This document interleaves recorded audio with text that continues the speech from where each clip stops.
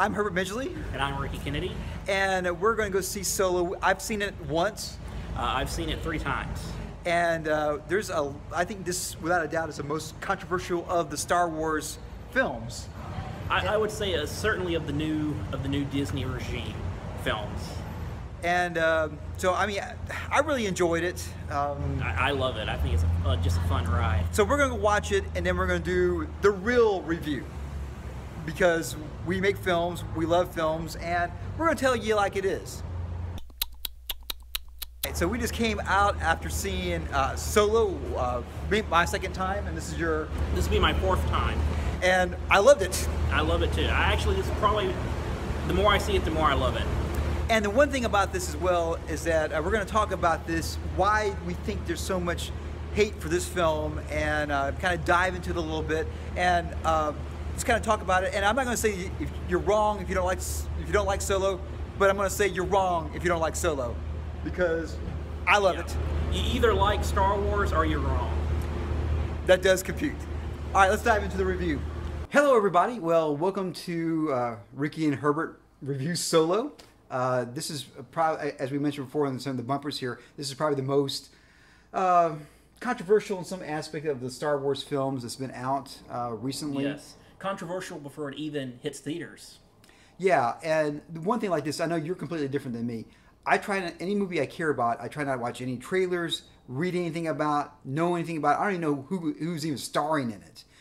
You're pretty much the opposite. Yeah, I'm very much plugged into what is happening. I watch all the trailers. I read all the articles up to a point. You know, once the reviews start hitting, then I will sort of go on my media blackout. But leading up to it, the stuff that's released from the official channels like StarWars.com, I will read into that. You know, casting announcement, what the title of the film will be, and then watch the trailers, and then some of the TV spots. But there's usually a point where they're like, you know what, I wish I hadn't seen that. I'd rather have seen that in a theater, and then I'll cut myself off, and then I'll wait the 2 or 3 weeks to finally see it for myself. For myself, even for me, that I pretty much block off everything. When I watch the trailers, I'm like this, because I don't want to see anything about Star Wars or anything like that when I see Star Wars films. But there was such a buzz about different directors going on and problems on the set that I heard it, and I heard a lot of folks just, even before the film came out, long before the film came out, this is going to be horrible. Why are they making this film? What's the point? And yeah, I was reading all the stuff online. You know, like people just hate it that they were making a Han Solo movie. They're like, no one can be Han Solo except for Harrison Ford, that's a good argument, because you know Harrison Ford is fantastic. I mean, he'll always be Han Solo. I was under the impression that if they cast the right actor, they can make it work. I'm a big James Bond fan, so recasting the main character, they've done that 6 times. So I'm used to that, but that's something we really haven't seen too much in Star Wars, because when they've done recasting, is usually there's 20 years apart or 30 years apart. You're having to cast a younger version of a veteran actor, because usually that actor is dead or no longer acting, you know, with Ewan McGregor playing Alec Guinness, and situations like that. We're 2018. Star Wars came out in '77, right? And the last of the trilogy was '83, right? Yes, 77, 1980, 1983. So we're a pretty long way from 1983, and of course the prequels, which we saw them in 99, 2002, and 2005. And then the Last Jedi was, or I should say, The Force Awakens was 2015. So we're 3 years-ish from last time Harrison Ford played Han Solo. Yeah. So, well, let's kind of just dive into it, because everywhere, you know, if I wanted to, I could just blast all the hate of the tweets and Facebook of this film. I'm just going to say, I went in there with knowing as little as possible. Probably the person probably one of the few people that actually went there knew almost nothing about it. And I just enjoyed it. It was a fun bubblegum ride of a Star Wars film. I liked the acting. I thought the story was interesting enough. There was a cool twist, some throws out to the fans in it, and just overall, I just enjoyed the film. Yeah, I was the same way. I went in not low expectations, but I kept my expectations in check, because I knew it's not a saga film, so we're not going to get a big reveal like, you know, Darth Vader, I am your father. There's not going to be huge consequences for the saga. This is just a fun adventure film. This would be, you know, all the adventures that Han and Chewie had before they walked into that cantina and met Luke Skywalker and their destiny changed forever. So I went in expecting just a fun Star Wars movie, and that's exactly what I got. It's just a fun ride from start to finish. The what I had thought, just with my brain, just knowing Star Wars from what it is, Han Solo was from Corellia. Corellia. One more time. Corellia. Corellia. And I know that one thing, I knew he had some military background because his pants, he had what they call basically the blood stripes going on. I kind of thought that there must have been some type of military on that planet. And then he went to the Navy, the equivalent of the Navy, because that's how you become a pilot. And Chewie, I just kind of assumed going out about he might have saved him somewhere because there was some type of a blood oath, or Chewie owed life debt that Chewie owed Han. So somehow or another, so how that played in the film wasn't exactly as what I saw. However, it did hit the points. He did join the military. He met Chewie in a place I never would have expected. And I'll throw this out because, again, there's spoilers. If you haven't seen the film by this point, I hope you will see it. But we're going to just talk about it anyways, some spoilers. Where do you think Han learned some Wookiee? On Corellia, because at that point, well, he might have learned some being in the Empire, because he would have seen the Empire enslave the Wookiees, but I have a feeling he probably learned it on Corellia, because, you know, he was living with the White Worm gang, is the gang that he's with Lady Proxima. And so they're, you know, scum rats and the kids that have been abandoned and stuff like that. So he's very much in the underworld of Corellia. So I would imagine at some point or another he's come across some Wookiees who are being abused by the Empire, somewhere around in there. Because when I watched it initially and I saw that part, I'm thinking, where did he learn Wookiee? Then I just kind of went along with it for whatever reason, because obviously there has to be some type of communication between himself and Chewie, because he speaks. Yeah. Chewie does not speak the equivalent of English, whatever the language is called. He only knew a little bit, so he picked up just enough to get by and speak in some broken English with Chewbacca, which is very funny the way it's subtitled. In the, you know, we make pretend battle of escape. It's just really, really funny. Their meat. Well, it's so I got basically the backstory that I thought that, and of course I knew the Millennium Falcon would show up at some point because, you know, they're in the Millennium Falcon. So those are the three things. It's sometimes he's in the military somehow or another. He meets Chewbacca, and there's somehow the Millennium Falcon, and we know that there was going to be a game of chance with Lando, and he would win. He would win the Millennium Falcon. I mean, that's just common knowledge that everybody went into this film. Yeah, that's such common knowledge. That was basically kind of taken off in Casino Royale, where you had James Bond plays a poker game and wins his Aston Martin, and they've never acknowledged that as a direct takeoff of Star Wars, but I always thought it was, because that's just sort of the common knowledge that Han Solo won the Millennium Falcon in a card game. Yeah. So it was fun to finally see that on screen, and it plays off very, very much like a scene from an old Western, which is just fun. Well, let's talk about the acting. I don't. You're so much better with the names of actors, but the person's playing Han Solo. Alden Ehrenreich. Fantastic. Yes, he had been in. I had first seen him in the Coen Brothers film Hail Caesar, where he played sort of a Tom Mix type cowboy, who's like this dashing leading man, but he talks like Gabby Hayes, and it's just hilarious because they put him in this scene where he's supposed to be very sophisticated, and he can't say the lines, and it's the funniest scene in that film, and he stole that whole picture. So when they announced that he had been cast as Han Solo, I thought, yeah, I could see that. He doesn't look like Harrison Ford, doesn't sound like Harrison Ford, but thankfully this isn't a movie about young Harrison Ford. It's a film about a young Han Solo, a character. And could he capture that swagger, that humor, and I thought he did a fantastic job. The new Chewbacca. That his name is Jonas Samatu, something like that. And he took over for Peter Mayhew on The Force Awakens. Basically was acting as his stunt double, because Peter Mayhew is now in his 70s. He's not as mobile as he once was, and so he basically sort of taught him how to move like Chewbacca, how to be like Chewbacca. So is he another like big, tall? Yes, he's from. And strong. He's not quite as tall as Peter Mayhew, and he's from the Netherlands, I believe. Because we see him pick up Lando and the robot. Yeah, and so he's actually doing that. Yeah, more than likely. Of course, they could have had cables digitally erased, but they can do anything now. But he is a big guy, and he's in that suit, and I believe he took over completely in Last Jedi.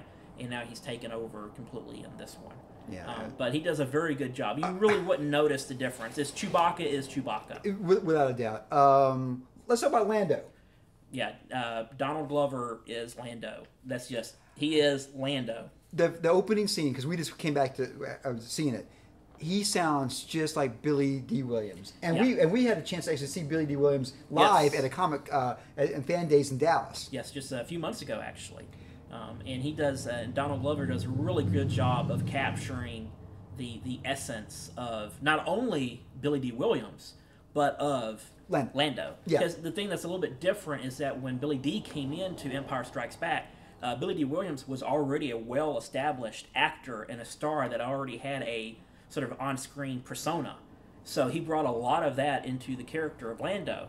So when Donald Glover was going to have to portray a younger version of that character, he was going to have to bring in some of the mannerisms and some of the vocal aspects of Billy D. Williams. Fantastic job. Charming, amazing, and the poker scenes are amazing, and the interaction are amazing. Han's love interest. Yes, that's going to be Kira, played by Emilia Clarke from Game of Thrones. I had no idea that was the Mother of Dragons. Mother of Dragons. I'll say, really? That's her? Well, that's what you call acting, ladies and gentlemen. Mm-hmm. That's why she's in Solo, and some of us are. Yeah, and she does a really good job. Emilia Clarke sort of plays the femme fatale of the film, but not really. It's sort of that type of character where she's a woman with a mysterious past, and she's done some stuff that Han Solo doesn't know about, and you're kind of curious, how's this relationship going to go, what's going to happen, and she's very good, and I thought her chemistry with Alden was really, really good. Fantastic actor. Yeah, fantastic actor. And then there's a sequence, they're in Lando's closet, with all kinds of capes in there, which is really funny. Love it. And it's one of the best scenes in the film. It's a really, really nice sequence. And of course, Woody Harrelson. Yes, Woody Harrelson's son. Fantastic. Right? Yeah, he's great. Woody is always good in any movie he shows up in. He was fantastic in the last Planet of the Apes film, and he's equally as good here. And he sort of plays sort of a mentor / frenemy, I guess you could say, to Han Solo. Yeah, I mean, Hunger Games. The Zombie Land. Yeah. I'm trying to think of all the other. I don't think I've seen anything lately that he's been in that hasn't been good in. Yeah, and really the film's been pretty good as well. Yeah, he's always good, and he sort of has an interesting character, very much a sort of Long John Silver, Jim Hawkins relationship, where he is a mentor, but he's still a bad guy, and you have to kind of remember that. Even as a likable bad guy, he's still a thief and a robber, so you can't trust him completely. Well, we get from him the kid references, and then he takes, as soon as he dies, he basically calls kid, he uses the word kid, and then of course, shooting first really came from his mentor. It's almost like from Indiana Jones and the Last Crusade, that opening prologue with River Phoenix, where the guy that Indiana Jones sort of models his life after is not his father, the professor. It's this guy who was a grave robber, who wears a fedora and a leather jacket. That's the guy that sort of had the impression on Indiana Jones. What was that line? You didn't win this time, kid, but... Yeah, you didn't win today, kid, but that doesn't mean you have to like it. And so there's sort of that same relationship that we have here in Solo, where Han is looking up to this guy who is a thief, who is a crook, who's a smuggler, but, he's charismatic and he has some charm about him. And so, Solo learns what he can from him, and then he has to move on. The robot. The robot is L3, and she is played by Phoebe Waller-Cates, I believe. But L3 is terrific, and she's very distinct from all the other droids we have seen in Star Wars. And she is basically a liberated droid, where Lando has not wiped her memory because she has the best database star maps in her database. And so she's really developed a unique personality, not unlike K2SO or C3PO, very distinct. And she's all about droid rights, which is a really interesting element to bring into the Star Wars films, because we're living in, at least in Solo, the Clone Wars had just happened about 10 years ago. So there's a lot of prejudice against droids because they were the battle droids and General Grievous, and so they had, attacked so many planets. And so that's why you see here, they don't serve their kind in the bar, and they don't serve their kind in the cantina in Mos Eisley. There's a lot of anti-droid sentiment left over from the Clone Wars. And she's very much about freeing the droids and droid rebellion, and it's really, really quite clever and really funny. But she has sort of a tragic character arc where she gets shot and destroyed, and they have to upload her consciousness into the Millennium Falcon so they can escape and do the Kessel Run. And I guess the one thing like this, today we just would make copies of things. Maybe in their world, for whatever reason, they can't make a copy of something. I don't know.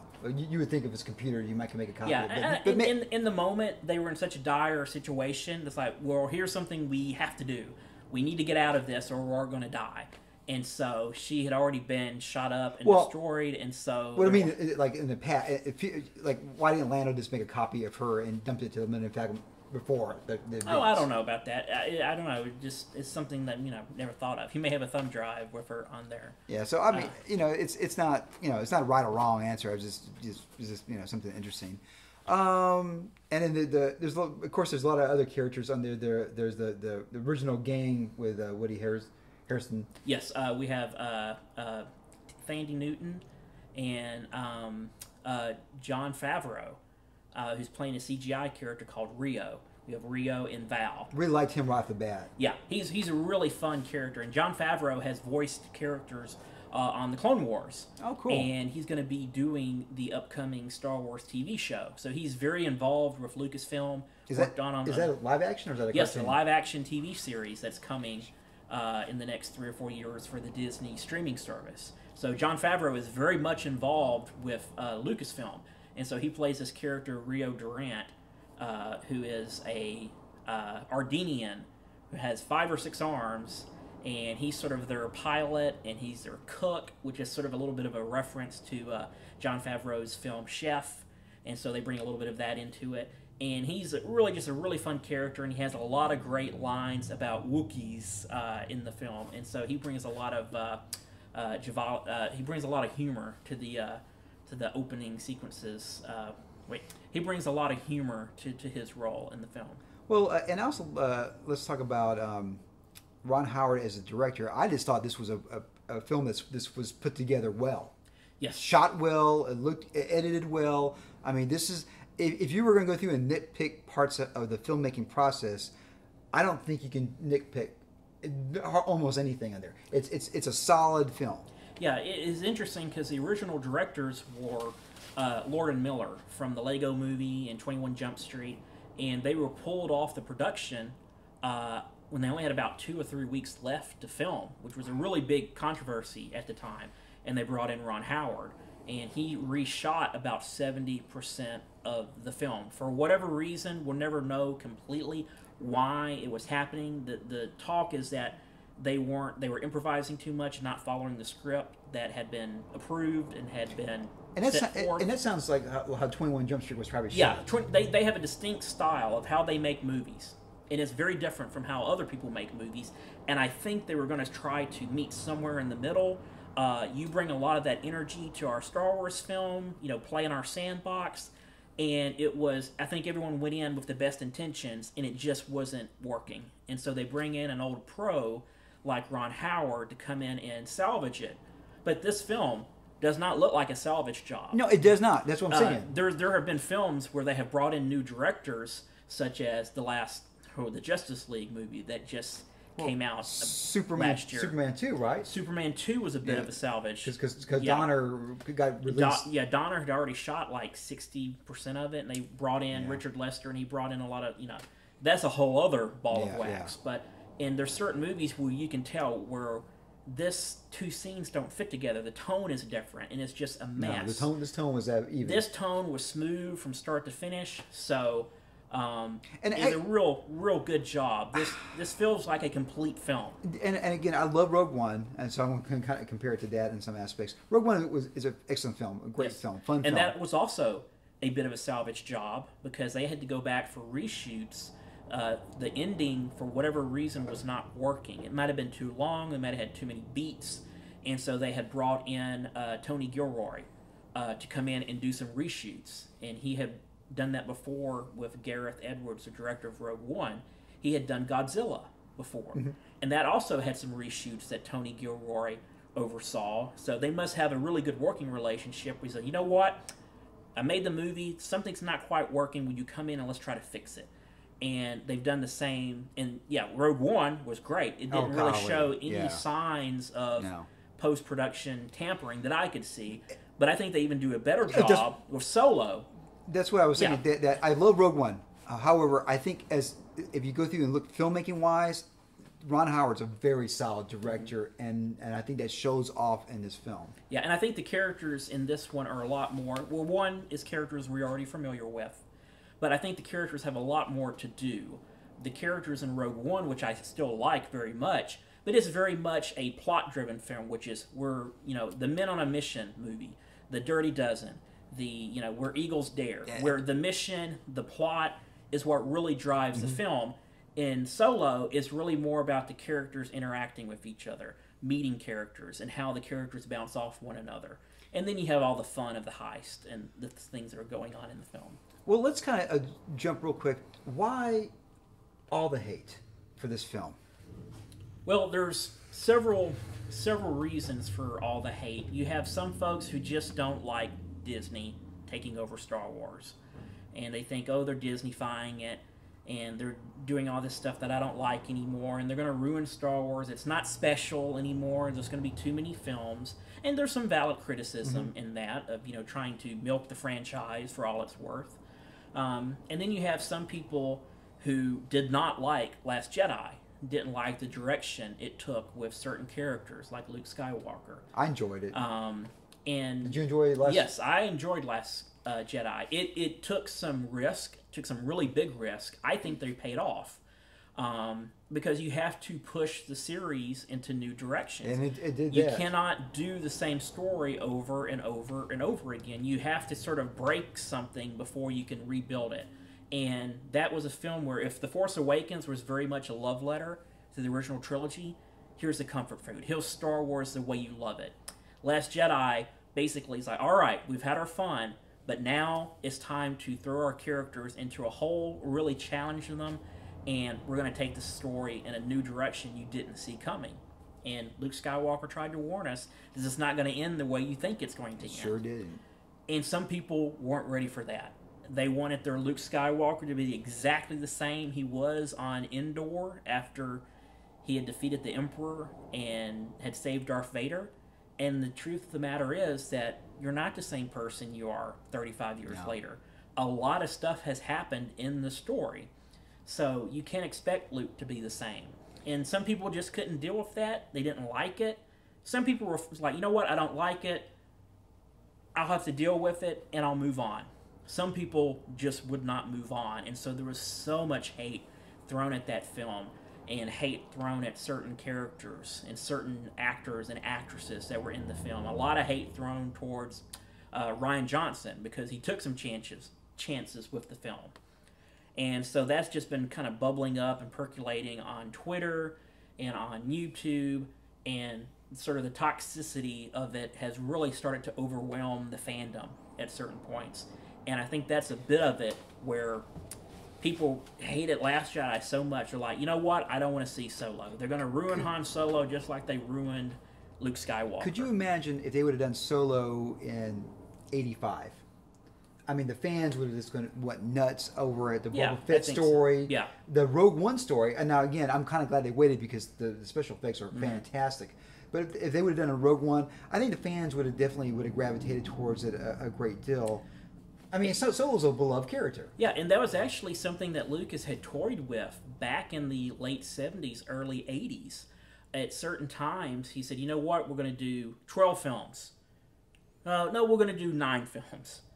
No, we're going to do 6. And then by the time he finally got to Return of the Jedi, he was just so exhausted. He's like, you know what, we're just going to end the series right here. Let's just wrap it all up. But at a certain point, when he had sort of this idea for, 9 to 12 episodes, he also had ideas for spin-offs, such as a Han Solo, or a movie about the Ewoks, or a movie about Chewbacca. And the idea would be that they would almost take on a James Bond-esque, where you have a film every year, and you have the main saga films, and then you have some spin-offs. What's that robot that's a bounty hunter? IG-88. I'm waiting. Disney? IG-88, that's the one one Star I want Wars story. I want to see that one. Please, well, I'm kind of hoping they do a sort of a bounty hunters movie where you've got Boba Fett and IG-88 and Bosk, who is they dropped his name in Solo, and Forlom, and all these different characters. And I would personally like to see some of the bounty hunter characters from the Clone Wars show be brought into live action, which would be a lot of fun. There's one character called Cad Bane, who's sort of a spaghetti western Clint Eastwood man with no name, alien bounty hunter, and he is very, very cool, and I would love to see him brought into the live action film. So let's talk a little bit about that special, the person that came in towards the end. Mm-hmm. And they had been building it up. I was very surprised. Really? As I'm sort of, like I said, I really pay attention to the cartoons and the comics. I was aware that this character, who everyone assumed was dead, was not dead. That they had come back, and they had come back on the Clone Wars show. And they had made appearances in the comics, and they had made appearances in books and on Rebels. We can drop the name, because at this point... Yeah, we're getting there. Okay. It's Darth Maul! Darth Maul is back. And a lot of people who only watched the movies were like, how could this be? I saw him, who's this guy? I saw him get cut in half by Obi-Wan, and he fell down a hole, and he died. And what I was trying to do is figure out the timeline, because we saw we saw real stormtroopers. And that's getting close to the episode 4. Episode 4, New Hope. And so I was trying to do the timeline. Okay, how old is Han Solo? Yeah. And where does that work at? So kind of help us out with the timeline a little bit. Okay, so in this movie, let's go to A New Hope. Han Solo is approximately 32 years old. Okay. So he's about the same age as Harrison Ford was at the time they made Star And Princess Wars. Leia is about 18. They're looking 19. Luke and Leia are 19 in A New Hope. Okay, so the Han Solo movie, the main body of the film, where we spend the most time, is about 10 years before. So Han is about 22 years old. That makes sense. There's a little prologue, probably about the first 5 minutes, maybe 10 minutes, that's set 3 years previous to that. So the movie spans Han from 19 to 22. Which is interesting that we meet Luke when he's 19, and we meet Han for the first time at 19. That's just kind of how it works out. So at that point, the Empire in Revenge of the Sith had only happened, was it about 9 or 10 years before? Yeah, so let's see. Yeah, so it's about a decade. The Empire has been around for about a decade. So Darth Vader has been around for about a decade. For about a decade, yeah.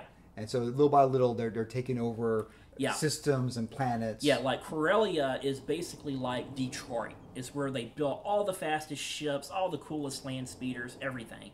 And at the point we come to it in Solo, the Empire has basically taken over the whole planet, and now they're just churning out TIE fighters and Star Destroyers.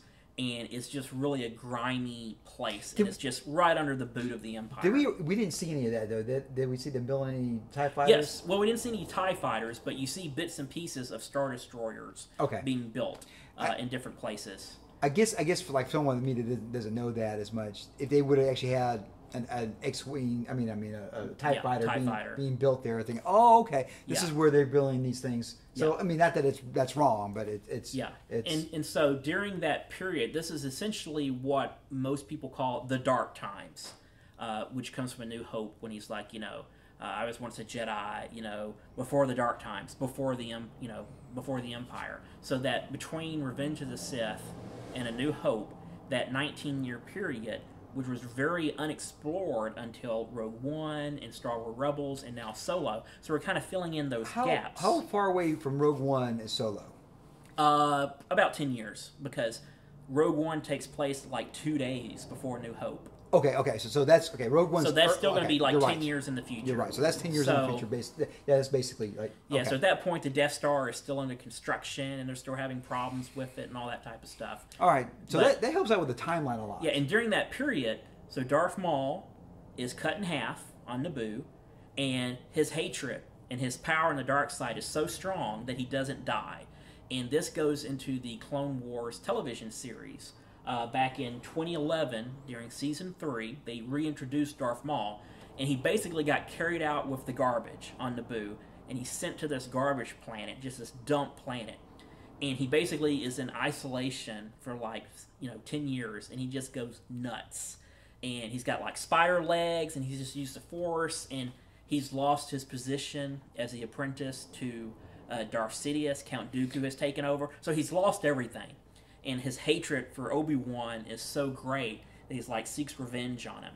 And so Darth Maul comes back in a big bad way, and he acquires some new robot legs, and he basically sets himself up as sort of this crime lord, building this crime syndicate, and basically tries to go after Obi-Wan. And I won't spoil any of the episodes that happen in Clone Wars, but you can watch it all on Netflix. So basically, he is no longer involved with the Emperor at this point. No. As a matter of fact, he wants to overthrow the Emperor. Oh. So he's trying to build up his own criminal empire and basically get revenge not only on Obi-Wan, but on Darth Sidious, who has basically abandoned him. And so it goes through several seasons. I believe Darth Maul is in seasons 3 and 4, I believe. And you can watch all that on Netflix. And there's also some comic books that explore some of the stuff Darth Maul has been doing. And you can also see him later on the TV series Rebels. But during this period of Solo, he has obviously set himself up as the head of this criminal syndicate called Crimson Dawn. And so all of the bad guys in the film answer to him. And going back and watching it a second or third time, you see all the little hints of Crimson Dawn and how cruel they are. And characters saying, you know who I have to answer to. He's not going to he doesn't take no for an answer. And once you figure out that it's Darth Maul, you're like, oh, wow, this has got serious. And it's going to be interesting how they finish up this storyline. Will it be another movie? Could they do it on a TV series? It might be a book. It might be a comic. Star Wars, very much like the Marvel films or the Marvel comics, they don't necessarily have to have Han Solo 2 to finish Darth Maul's arc. He could appear in a Boba Fett movie or a Jabba the Hutt movie. Did they get the original actor to come back for? Yes, they did. They got Ray Park, who played Darth Maul in The Phantom Menace. He's still very much active in the fan community and doing comic book conventions. I saw him at Comic Palooza a couple weeks back. Yeah, so he's playing the part again. Though they have a different voice actor doing the voice of Darth Maul, it's the same actor that voices him on the Clone Wars cartoon show. So there's some nice synergy of pulling material from the cartoons and elevating it up into the live-action film. So since you're a fan of the cartoons, when you saw Darth Maul the first time, what went through your brain? Well, I was thinking, who's this going to be? Is it going to be Jabba the Hutt? Basically, Kira takes over. Mm-hmm. The Dryden Voss, the main bad guy of the film, is killed. She kills him. And she sort of takes over his position. And she has to answer to whoever is the head of Crimson Dawn. And I thought, well, maybe it's Jabba the Hutt. Maybe it's Prince Caesar, who was a character in the Shadow of the Empire's book, who has not been brought up into the new canon or the new films. Or is it going to be someone we don't know? Is it Boba Fett? Who knows? I thought at first that it might actually just be the Emperor. That maybe it's Darth Sidious. He's pulling the strings of the criminal underworld as well, which would not, that would make sense. But I saw those robot feet. So for you, this minute I saw the robot feet, I immediately knew it's Darth Maul, and I could not believe that they were bringing him back from the cartoons into the live action. And then when the voice kicked in, and I knew, oh, that's the same actor. It's Darth Maul. They're going for it, which is fantastic to have something from the cartoons come back into the live action. And there was a lot of people that hated that, right? They're hating the fans. There's some, like when Darth Maul came back, a lot of people were like, that's stupid. Why are they bringing him back? And I was like, But it's for a cartoon. It's fine. It's not the films. It's just a cartoon. Well, but, I'm talking about like some of the reviews I was reading about this. Say, oh, that person at the end, they yeah, just the fans. Yeah, or a lot whatever. of people said it was just fan service, or just it doesn't make any sense. It makes sense in the context of if you've been watching the Clone Wars, and I understand people saying, I have to watch another show to enjoy a movie. That's extra homework. Why should I have to do that? But if they were going to have a big bad who's running this criminal empire, and you have this character who's still alive during this time, and and is not Jabba the Hutt or is not Boba Fett, who could we use? Well, there's Darth Maul right there. Let's use Darth Maul. That would be fun. That would be interesting, and it would be unexpected. And no one would see that come. No one predicted that Darth Maul would be in the Han Solo movie. So not even you. Not even me. I didn't even know that was going to be a Wow. thing.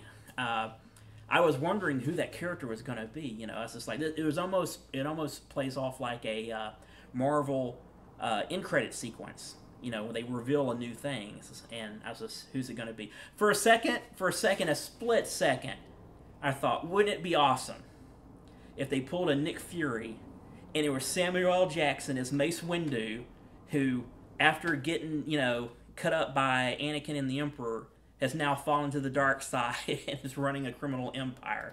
That would have been pretty cool. Yeah, I think the whole internet. That would have been, the internet would have exploded if it was Sam Jackson. However, Darth Maul, it fits in this universe of this time period because like you mentioned, they cartoons, need a big bad, and they can't use Darth Vader because we're dealing with the criminal underworld. You could have used the Emperor, but he'd also have some other underlings that would be doing it. So the most viable option, and something that a lot of fans thought was underused in Phantom Menace, was Darth Maul. Let's bring him back. So I don't know what's going to happen in future films or future TV shows, because he can't fight Han Solo, because he'd kill Han Solo. So that can't happen. He can't fight. Really? He can't fight Obi-Wan. Oh, Because really? that happens on the Rebels cartoon show later on. He could fight Darth Vader. Really? Okay. You could do that. Darth Vader versus Darth Maul. I think that would be awesome. I think as much hate with the fans are having right now. Yeah. If that happened, if that the people would just like just. Yes, that would be pure fan service. But I say bring it on. Well, that would be great. Well, you kind of brought this to. Let's talk about some of the possible sequels. Yeah, I think the films that have been talked about as possible spin-offs are a Boba Fett film, maybe a Jabba the Hutt film. Director Guillermo del Toro has said he would love to do a Jabba the Hutt film as The Godfather, which was like, "Bo Shuda on the day of my daughter's wedding." That would be a lot of fun. But I think the one that will probably happen, and I hope it happens, and it's the ones that people have been asking for. No one was really asking for a Han Solo movie, but a lot of people have been asking for a Kenobi movie. And Ewan McGregor coming back as Obi-Wan would be fantastic. He wants to do it. So this would be the 19 years that. Yes, So Obi-Wan in the desert movie. And they could. What would they do though? I think there's a couple of good options they could do, which we could actually talk about in another video. But I think there are some things they could do in that movie that would be quite interesting. It would be a smaller film, but I think they could do it. And that's something that fans do want. And so if they do another spin-off or a Star Wars story, I think it's probably going to be Obi-Wan or a Boba Fett bounty hunters type of film. And then they can continue the story of Crimson Dawn and the underworld. So is there going to be a Solo 2?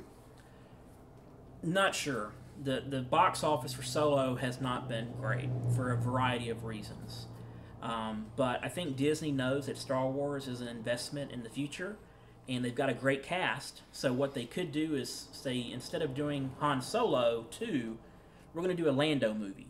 And we're going to have Alden and Chewbacca come back for this movie, but Lando's going to be the lead of it. The Millennium Falcon movie. You could do a film, Millennium Falcon, a Star Wars story. It starts talking. So, some Disney characters. So very much like how Marvel works, where Ant-Man will show up in Captain America. And he continues his story, but he's not the lead of it. They could have these characters appear in other movies. I'm going to predict 20 years from now, with folks being away from this, the hatred of this film and whatnot, and all the things that led up to it, I think people will look back at this film and say this was a delightful, fun Star Wars film. Yeah, I think so too. You won't have all the emotional baggage that people are dealing with right now. They're just like, oh, a Han Solo movie. Let's just check it out. And this is just a fun film. I tend to think right now that it's going to be sort of like On Her Majesty's Secret Service, which was a Bond film released in 1969. It was the first one they made without Sean Connery. So they went through this whole big campaign. We got to find the next Bond actor. And they chose this model, George Lazenby. And he played Bond only one time. Then they brought back Sean Connery again, and then they went on to Roger Moore. And so his film was sort of forgotten about as sort of this, sort of weird footnote in the history of James Bond. But as the years have gone by, film critics and fans have gone back and taken a second look at it, and that film is highly rated among Bond fans. And I have a tendency, if they never make another Han Solo movie, if Alden never gets to play Han Solo again, I have a feeling that Han Solo will be looked back on fondly, say, in 20 years. So we've got 10 Star Wars films out, right? Yes, we've got episodes 1 through 8. Then we've got Rogue One.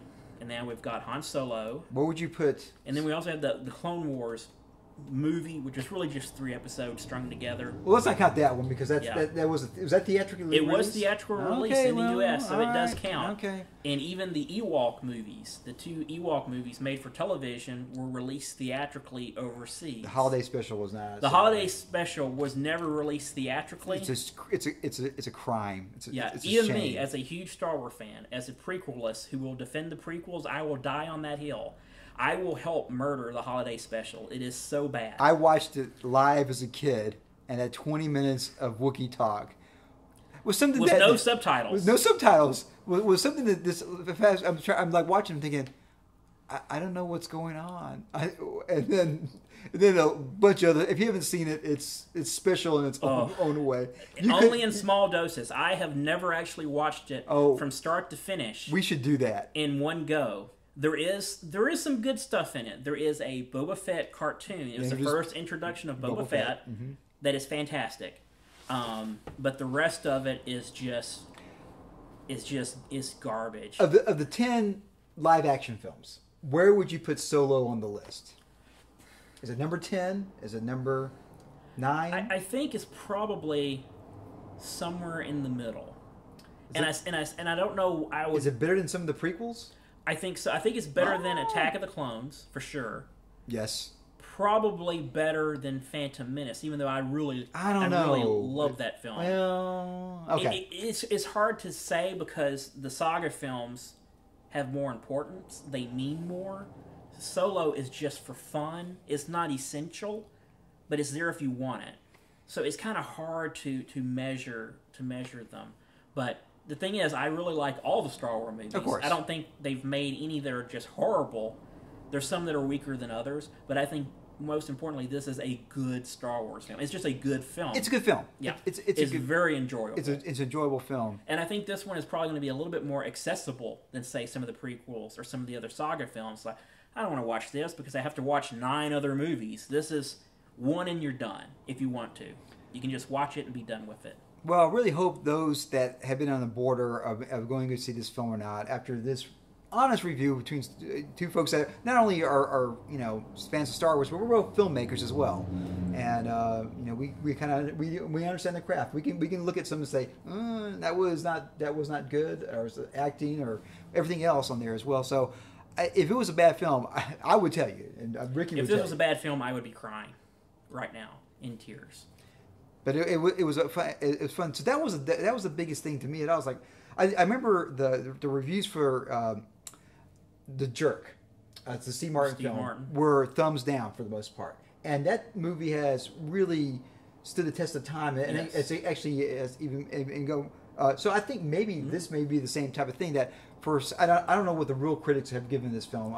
On Rotten Tomatoes, it's got about 70%, that's a good rating. That's fresh. That's like some of the prequels, isn't it? Yeah, that's actually rated higher than both Phantom Menace and Attack of the Clones, but just a little bit under Revenge of the Sith. Yeah, see, which is probably where I would probably put it. It's very much a B+ movie. It's good.